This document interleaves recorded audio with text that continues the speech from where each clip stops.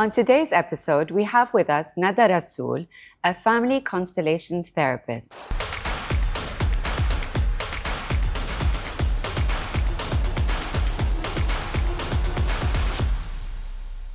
Welcome, Nada. Welcome, Nada. Thank you, ladies, for having me. Thank you for coming. Please tell us what you do. Okay. I'll start with telling you that we all come from families. And if you remember those old Russian dolls that people used to have, and you would take one out, it'll be a smaller one, you would take one out, there'll be a smaller one. Yeah. Matryoshkas or whatever they're. Yes, I think that's the name. Yeah. So this is who we represent. So right now we would be one of the dolls, and if we're mothers, there'd be smaller dolls. And we would have our parents, we would have our grandparents, we would have our great-grandparents.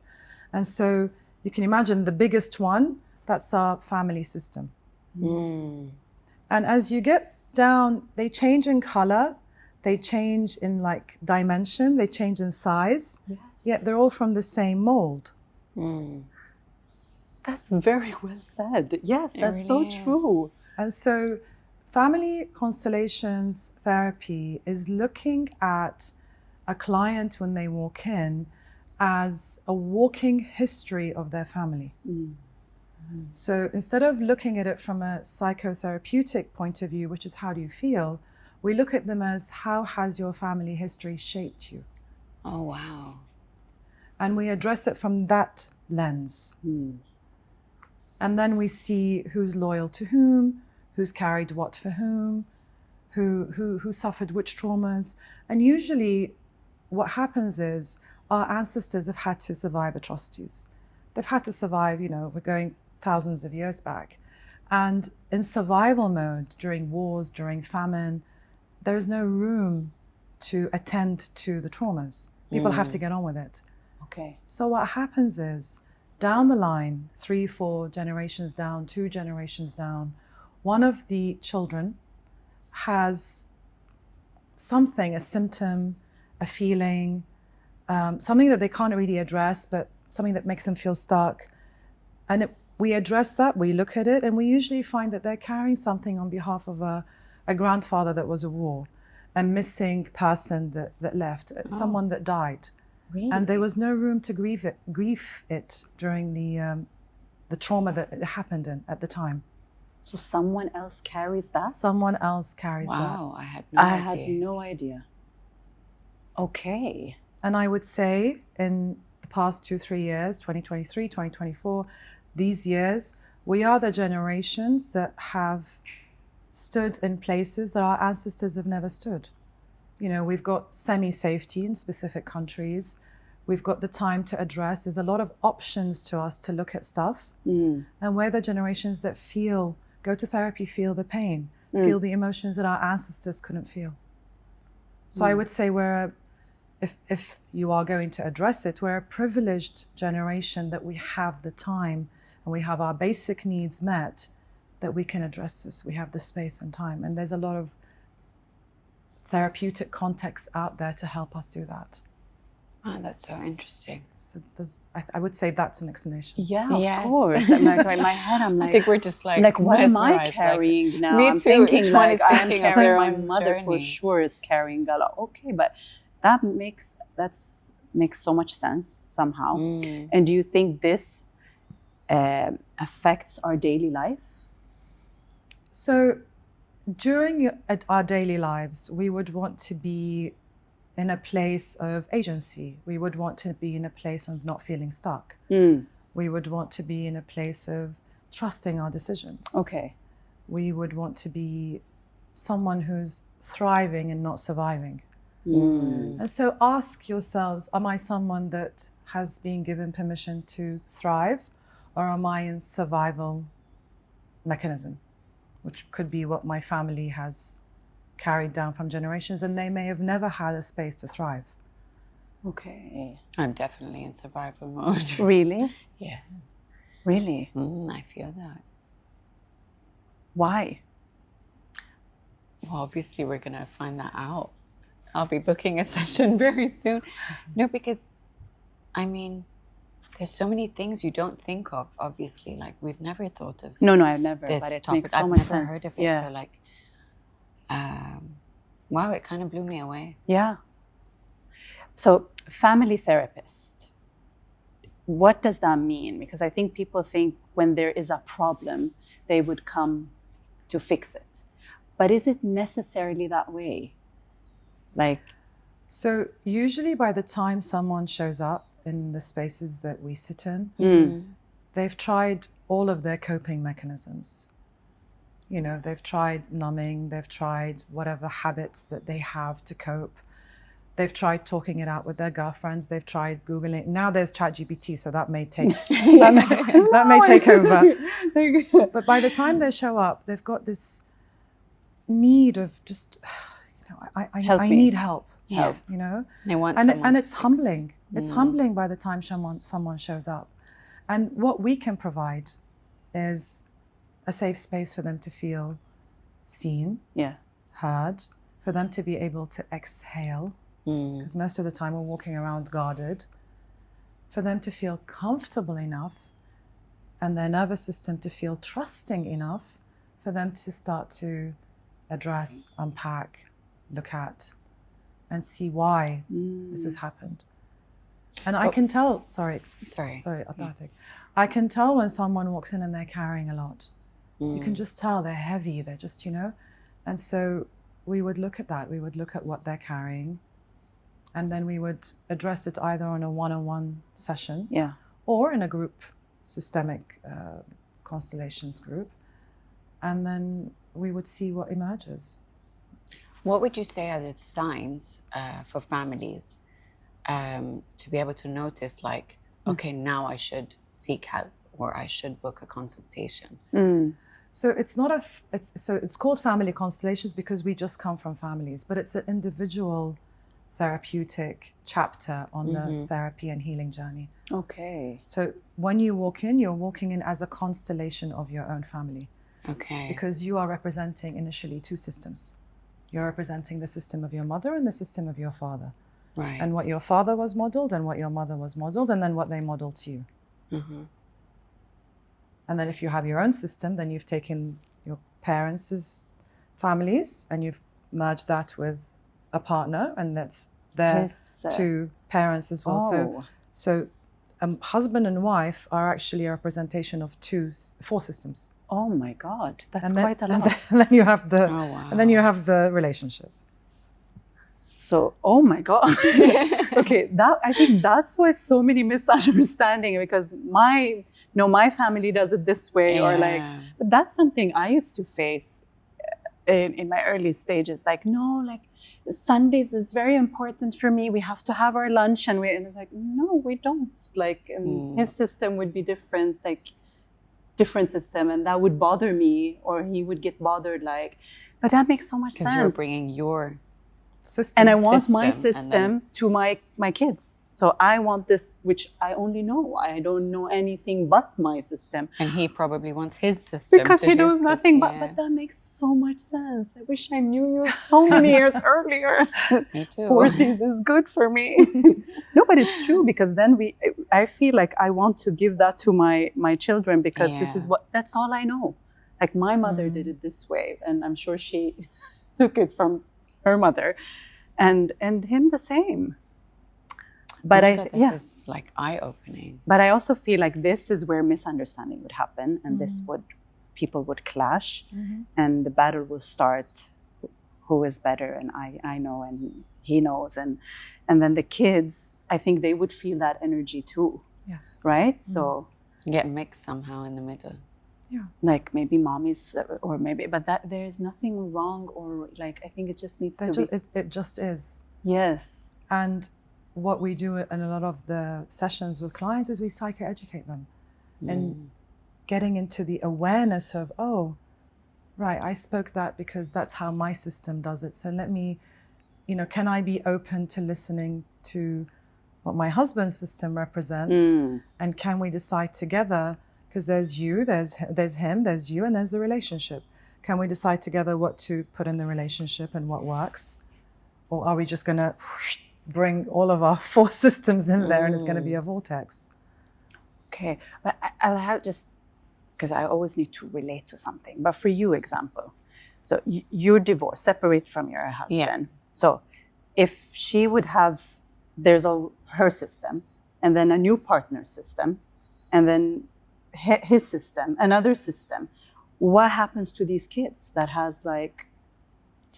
So when there is a divorce, depending on what the story was, children, whoever they're loyal to on the outside, are equally loyal to on the inside. So if they're living with one parent, they will have equal love and loyalty to the other parents. Because as children, we look to include. As children, we are both 50% our father, 50% our mother. So they would say, oh my God, he's exactly like his dad. Believe me, he's equally as like his mother on the inside. Oh, here it Oh, goes. dear Here it goes. Oh, okay, yeah. Because I do, oh dear God. Oh. So my kids were visiting a while back, last week actually, and I just noticed such a difference between the both of them. And I felt like one was a copy of me and one was a copy of his dad. And it was so like weird and interesting to watch them on the outside with tiny little habits or, you know, but okay, that's reassuring to know. Yeah. And the one that's equally like you, just know out of loving his father too, he will be equally like his dad on the inside. And learning to accept that and just see it for what it is gets us to be at peace. I always try, like with the boys especially, like sometimes they're like, in whatever situations, they would say, yeah, but we don't want to do this because we don't want dad to be upset or we don't want mom to be upset. I sit them down, I'm like, this is not about choosing sides. I would never want you to be in a position where you think you need to choose sides. We're both your parents. You can love us both. You can like to go with one a certain day and me another day. Like, I don't make them feel guilty for, you know, choosing to be in certain situations or go on certain outings and stuff like that. But I do feel that children feel that they're being asked to choose sides. Children, like I said, they look to include. So when they're with mom, they look to include dad. When they're with dad, they look to include mom. It's subconscious. They don't actually, sometimes they're not aware of it. One sentence that I use a lot is whenever we see the children agitated and wanting to fix and bring together what was broken, is we say to them, leave that with us. Leave that in this generation, which is the generation of the parents, because the generation of the children is a different generation.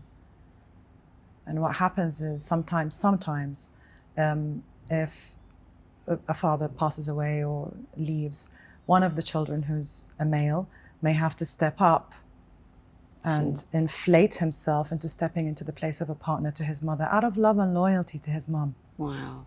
But what happens is he gets parentified. He gets misaligned with the place that he was supposed to be, because his place is to be the child and not the parent. And children love the most and they suffer the most as well. So knowing these dynamics, and they exist, it's a massive chapter on the therapy and healing journey, because we all come from families. Knowing that, then we start to free them. Face your future. Don't look in this generation. Leave that here. This generation's here. You are the future generation. We're standing here holding you, and you can lean in. I feel in today's like modern world, we have a lot of divorced cases and a lot of separated families, and also a lot of blended families. Like, what's your advice, or how do you deal with, like, you know, these different types of families? I would say including everyone and no exclusion. As difficult as that may be, as painful as that may be, holding a place for everyone is what brings the whole system back together into alignment. What we look at doing in systemic work is we look to bring back the orders of love. So, for example, a woman had someone that she was madly in love with, and then her parents said, you can't marry that person, and then they make her marry someone else. And then she suffers a lot of her life looking for, she's searching for that missing love. When we set up a constellation, we ask, are there past partners? Is there someone that you may have loved before? And we include them. Oh. Because that's a love relationship. Wow. Even though they left, but they're included in her. Oh my God. And therefore she's a walking constellation of her life and what she's experienced. So we look to include instead of exclude. Look at instead of shy away.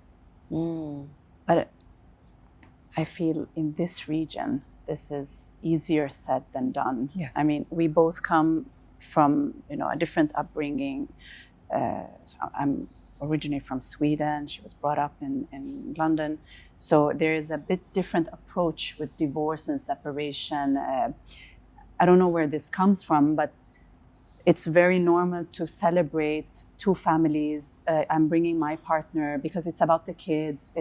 There is no blaming. There is no anger. It's just a different setup. And I've seen this. I grew up with seeing my friends like, yeah, my mom's boyfriend is gonna come and my dad, I'm gonna see him. And it's very normal. Yeah. However, here, it's maybe there are a few cases, but it's not common. It's not common. It's anger. Like there's the jealousy, and then my kids, it's forbidden for them to meet any other man that's supposed to be. Stepfather is not even something that we include in this region. True. Very common in Sweden. It's my stepfather. It's my stepdad. I'm gonna have lunch with him. Yeah. Wow. Wow. So this, how do you get to that point? Like the awareness of this. Okay. So we need to know the limitations of the region that we may be working in. Yeah. And also need to know that this work came from Bernd Hellinger, who was in Germany. So it came from a different context, not a context of cultures that are very defined by country, law, religion, and culture. And so social expectations. And specific things applicable to males and specific things applicable to females. What we need to work with is how safe is it in the client's nervous system to go there. Sometimes it would take 2-3 generations for something to change. Oh. And sometimes it could change straight away. Okay. So we're always working with how safe is it in the client's nervous system, because you wouldn't want to give a template to a client that they can't apply at home or with the people in their family. So how can we help the client respond in a creative way to their family history? And that indication of that response in a good way is a healthy version of the client to exist within the context of their family dynamic in a healthy way. It's very subtle. It's very, you need to move slow because you're working with a lot. You're working with the family system, you're working with the orders of love, you're working with how it lands in the client, you're working with what you can go near, what you can't go near. Like you said, stepfathers can't go near it now. Maybe 2 generations down we can. Maybe the 20-year-olds and younger, and when they get married and they may be divorces, maybe they can go there. The 40s, maybe not. Certainly the 60s were not able to do that. Yeah. So we know, we do know that the narrative is changing. Yes. That we know for sure. Because when I went through a divorce, and this was like around 10 years ago, I was like looked at as, the bad one, or an outcast, or a bad mother, just because I took the decision that I need to leave this situation. But nobody knows why you took that decision or what made you, arrive to that point. So I think in this region, it was always like, How could you? how could you? But no one knows it, you know. Okay. I can't really go into it. Oh. But what I wanted to basically say is that there's a lot of shame around divorce. And women are not celebrated enough as, you know what, good for you. You saved yourself, or you saved your life, or you decided to save and protect your kids from something you saw a few years down the line. Do you get a lot of cases like this? Because when I went through it, there was no one, you know, to look up to. So that's why I kind of speak openly about it, so that other women can feel like Good. they're not alone. Thank you for sharing that. Thanks. What I heard from you is you left to save your life. And so if we're going to include the ingredients of shame and judgment versus you living your life, we can't even balance that out. We can't even include them in the same ingredients. And usually the yes to living life and continuing to live life overtakes everything else. Everything else gets to be brushed. Now, judgments and shame, it's the stigma that's around the word divorce in specific cultures,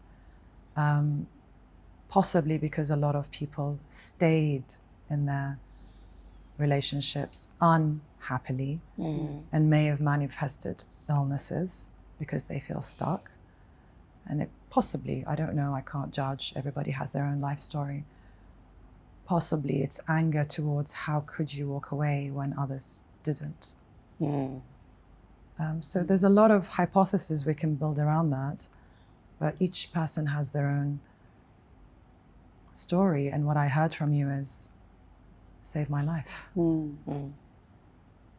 Love of life itself is what pushes us to take big decisions. It's true. One thing I liked about, you know, it ends with us, the movie. Yes. So I was watching it, and I literally went to the movies alone because I just really wanted to watch that and just be with myself. And at the end, she asked her mother, because she grew up with her mother being abused and all of that. True. So she asks her mother, like, why did you stay? Why didn't you leave? And her mother looks at her and she says, because it was harder to leave. So she ended up staying. And like an idiot, I was just bawling my eyes out in the movies. And I kind of like got my aha moment, like, okay, I did, you know, take the right decision. But I want to ask you and your professional opinion, like, regarding the kids, when is it, because I know a lot of couples that decide to stay for the kids, when is it better for the kids, for parents to divorce or for parents to stay? Even if like they're not actually together anymore, but like they stay for the kids. Good question. Yeah, so when the dynamic at home is a dynamic where each parent can't take the other parent in, not able to look into each other's eyes and acknowledge the pain, acknowledge what's broken, then that will go down to the children. And so we can't make a decision on when it's good to leave and good to stay. As you said, for you it was to live life and continue living life. But what does happen when parents stay and stay for the children? Saying I'm staying for the children burdens the children. The children end up carrying something. Can feel it. And usually what I've seen, as 80% of my clients are women, when a woman stays for the sake of the children and says, I sacrifice my life for the children end up bearing guilt and carrying the guilt of the unlived life of their mother. Oh, okay. And that's a heavy... That's very heavy. That's a heavy burden. As well as they may have heard the sentence, I stayed for you, therefore you have to do this and this for me. Oh. Right. So then there becomes entanglements and enmeshments with the children. Okay. So at that point, are the children free to face their life and go? Or are they always being pulled back? I stayed for you, therefore you have to do this. And not necessarily saying the parents are not good people. That is, they're coming from their level of awareness and what's going on. Yes, it's good you're pointing that out. Yes. So, like I said, each couple has their own dynamic. It's just seeing what's happening with the children. And usually the children will feel the split at home. And they will feel like they want to, like I said to you, they want to make it better for mom and they want to make it better for dad. And if I'm with mom, I'm going to have dad, a loyalty to dad inside of me. If I'm with dad, I'm going to be equally loyal to mom. So they're constantly torn. So they're constantly torn. And then sometimes they end up, taking that into their relationships as they get into adulthood and they start playing that out. And so freeing the children from that is saying, leave it with us. And deciding to leave is bearing the consequences of that decision, which is, I'm leaving to live. I'm leaving to be healthy. And there's always a cost to every decision that we do. There's always a cost. I mean, of course, there's a cost, like whether you leave or stay. Absolutely. I mean, there's disadvantages and advantages. Absolutely. But in something I always say is like, I've said this before, like everyone tells us you should stay for the kids, but no one tells us you should leave for the kids. And that's something I've always been like quite vocal about.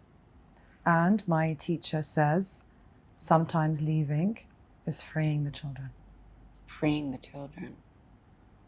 Wow. So modeling leaving for your children is freeing them from witnessing unhappy dynamics, an abusive relationship, an unhealthy home.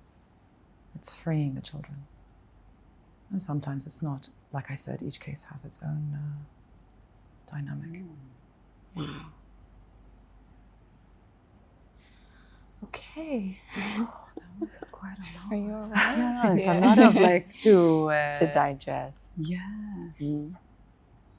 Okay, so once couples are separated or divorced and there's these kids in the middle, how do you advise or help co-parents in raising these kids in a healthy way?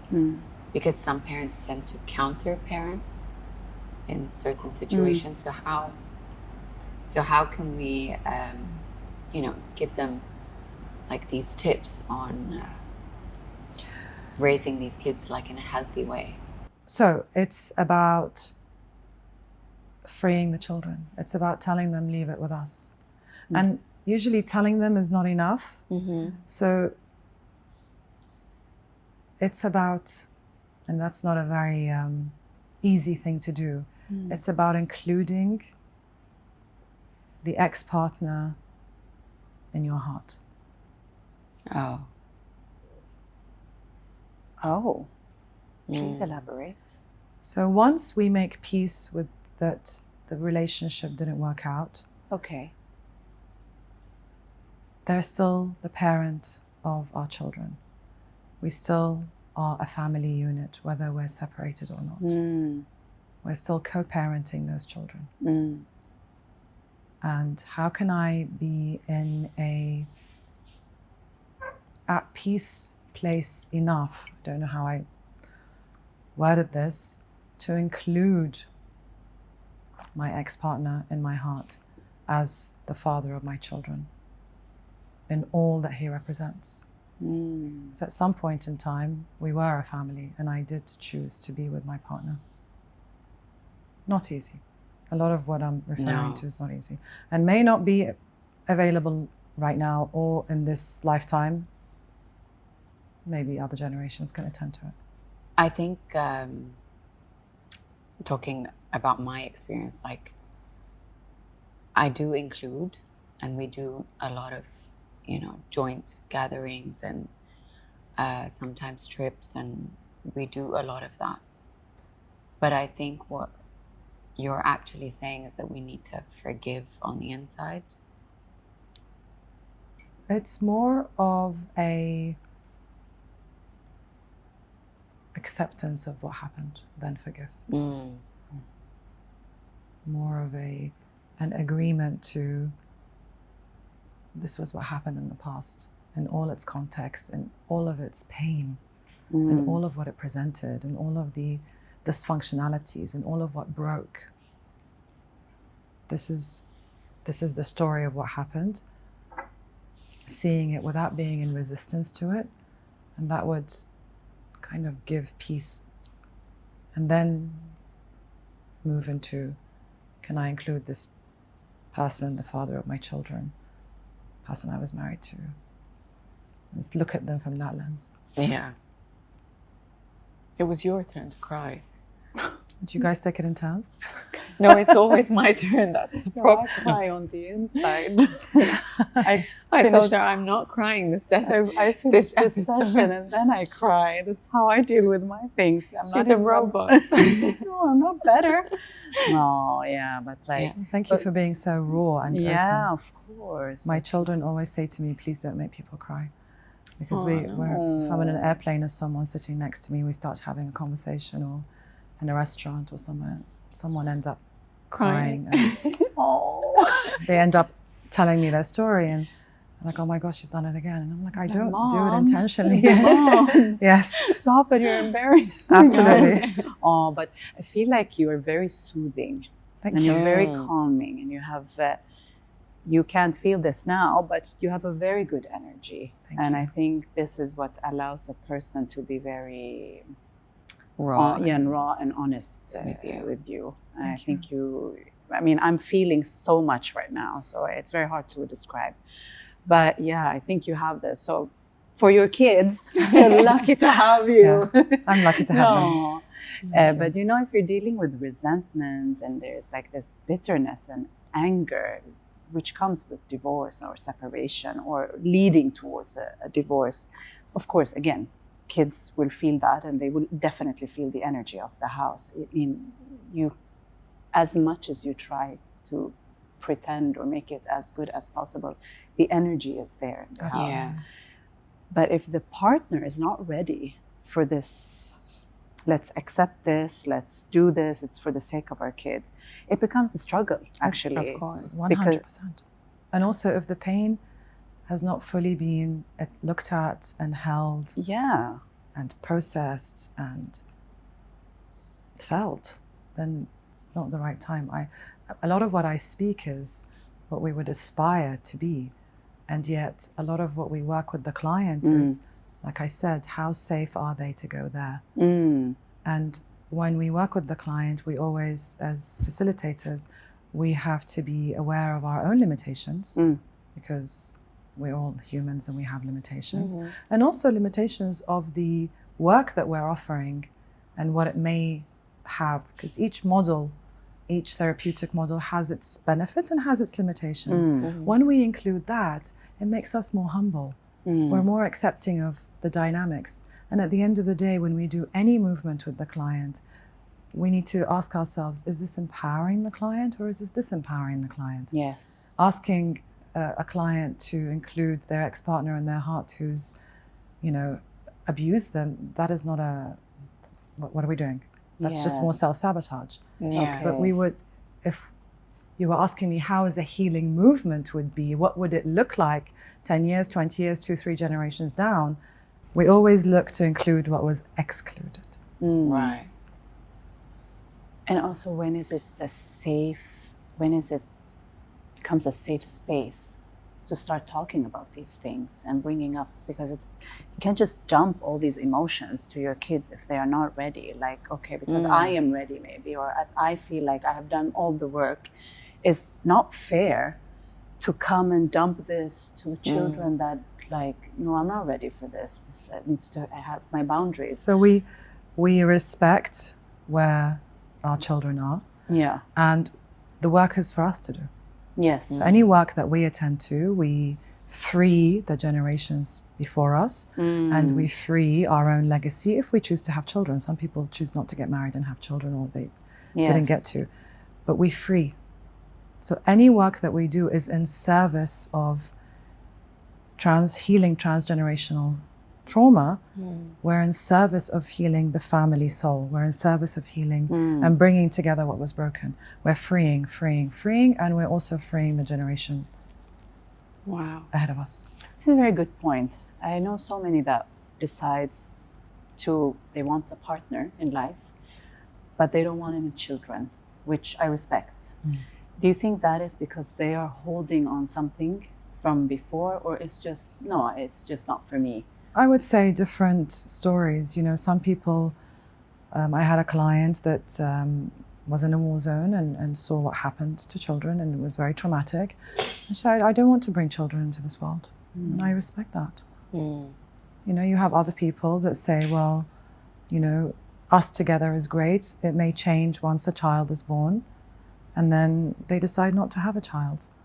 And so I was just now in a 3-day workshop with one of my teachers and a fantastic facilitator, Stefan Hausner. It was his first time in Dubai. And he said, couples that don't have children, in the long term, one of my colleagues asked him, how will they stay together? What will bind them together? And he said, they need to, but it would be better to invite them to have a joint project, a joint something, you know. Sometimes they have pets, or they start a foundation, or they do joint projects. So it's something that bonds them. Okay. Yeah, but because you were talking about the ancestors or someone looking at how they grew up. And it's a shame if you don't want kids for that reason. Like if it's a trauma, or like, why have kids? It's always going to end up a household that is, I don't know, bad, or kids are just suffering. And isn't that something they should heal on as well?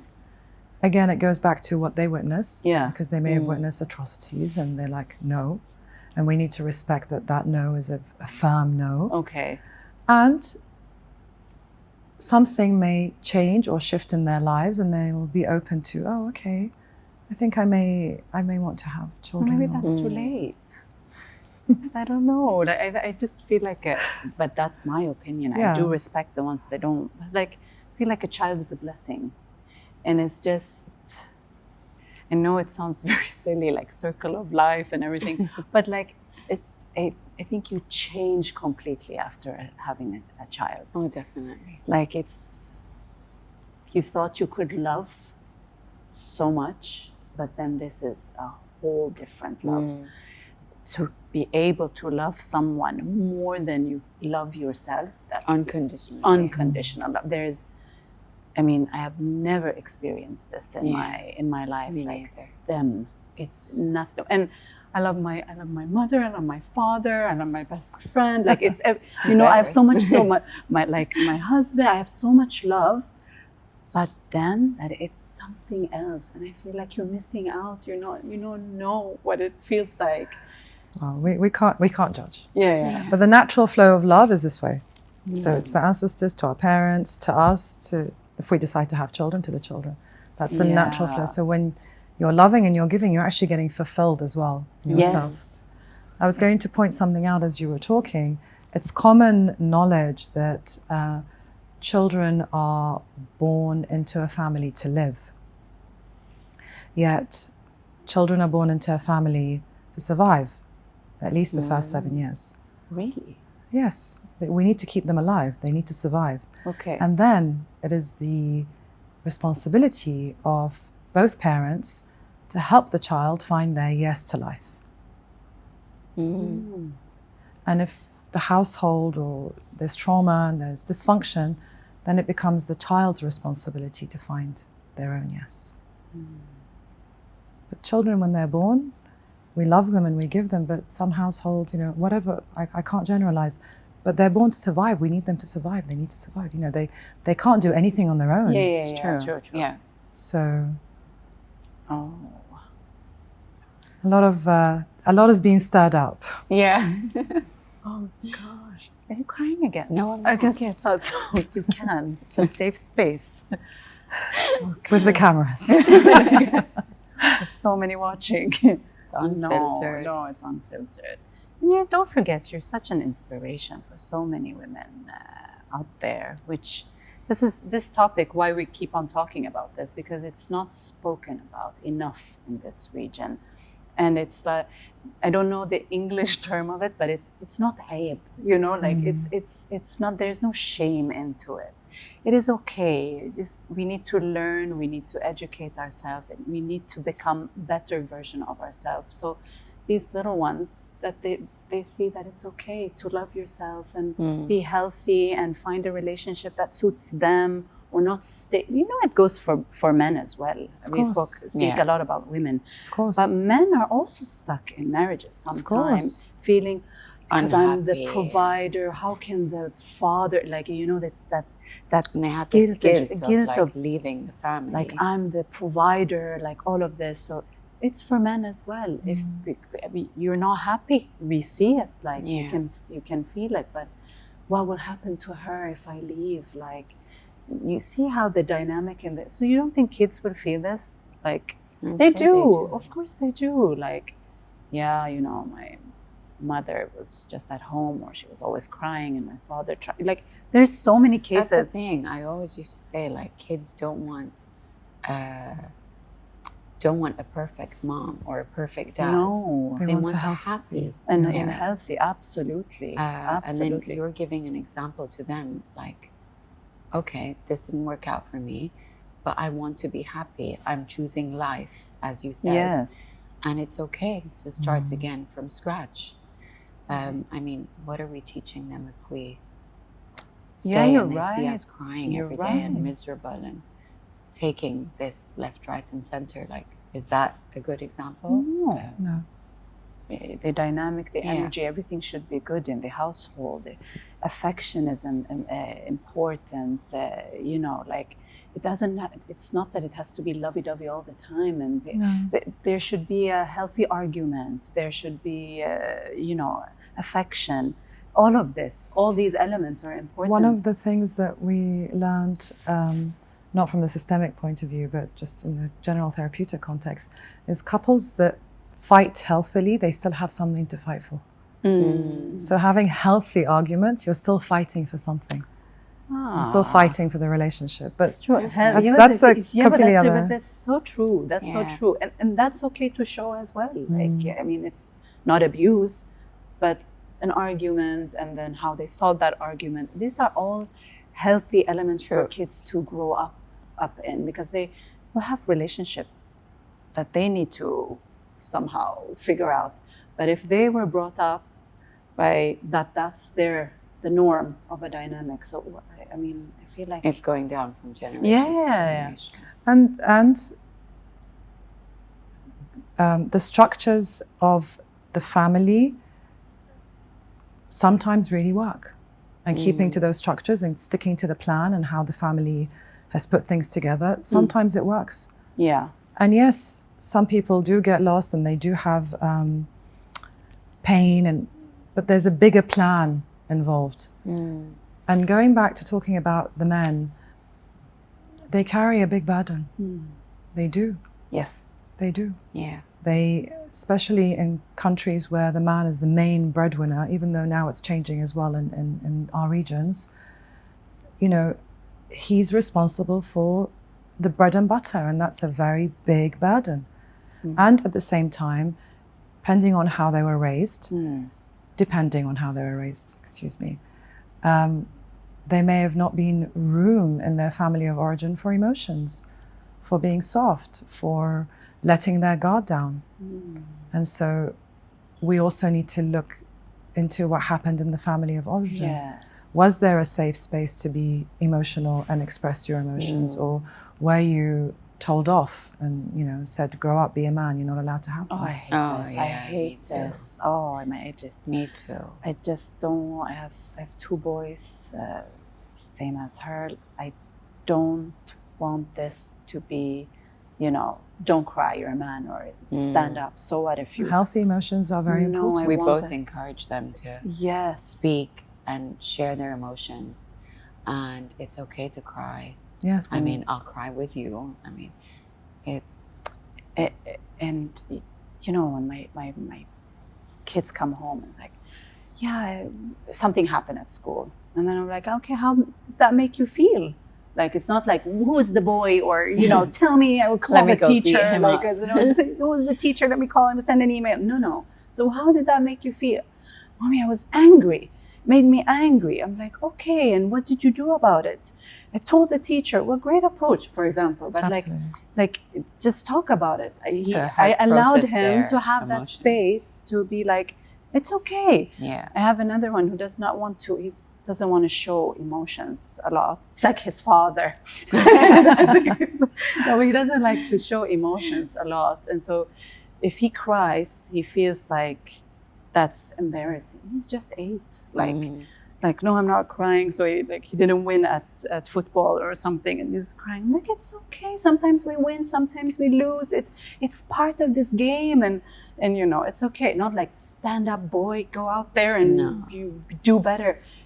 But it's not common as well. No. Because they're boys, or when you hear like in this region, like, no, don't let him be a softie.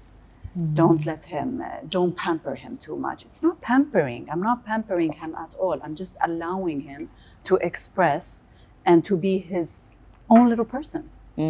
This is, I hope I'm doing this, but I don't like this. Like, no, you don't cry, or don't show emotions. I think that has more burden along the way. It shuts down specific energetic fields. Yes.